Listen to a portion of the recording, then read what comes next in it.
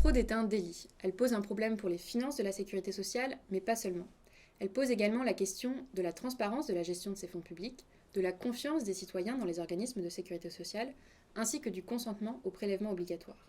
La communication sur les mesures mises en place pour lutter contre la fraude est donc essentielle. La question qui s'est posée dans ce projet de recherche-action est la suivante. Comment mieux communiquer sur la fraude et la lutte contre la fraude? Nous avions deux objectifs principaux. Réaliser un état des lieux exhaustif de la communication actuelle par la sécurité sociale et être porteur de préconisations. Pour cela, nous avons échangé avec les représentants de la lutte contre la fraude et de la communication des caisses nationales et de l'État. Nous avons ensuite construit un questionnaire que nous avons diffusé à l'ensemble des caisses locales de sécurité sociale.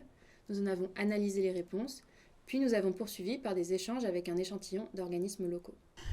La communication sur la fraude sociale apparaît comme une nécessité partagée par l'ensemble des personnes interrogées.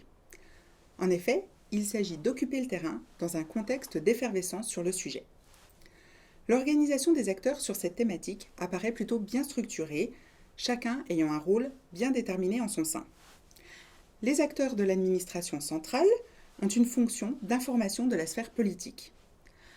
Les caisses nationales communiquent directement auprès des usagers et elles ont également un rôle d'appui auprès des caisses locales. Les caisses locales portent une communication de proximité. Elles ont des pratiques communes. Par exemple, elles utilisent des canaux de communication variés pour s'adresser à des publics très différents. Elles ont également des pratiques différenciées. À noter par exemple que la part des organismes locaux ayant communiqué sur la fraude entre 2019 et 2021 présente des variations en fonction des branches. Enfin, les organismes locaux présentent des initiatives et des bonnes pratiques qui ont notamment servi à nourrir nos préconisations. 5 principales limites ont été identifiées et peuvent entraîner une réticence des organismes de sécurité sociale à communiquer de manière générale ou à aborder certains aspects de la fraude.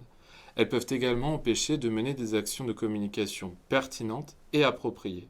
Enfin, ces limites peuvent nuire à l'impact, la cohérence et la lisibilité des messages. À titre d'exemple, la communication sur la fraude reste aujourd'hui trop technique, visant avant tout des décideurs politiques et administratifs.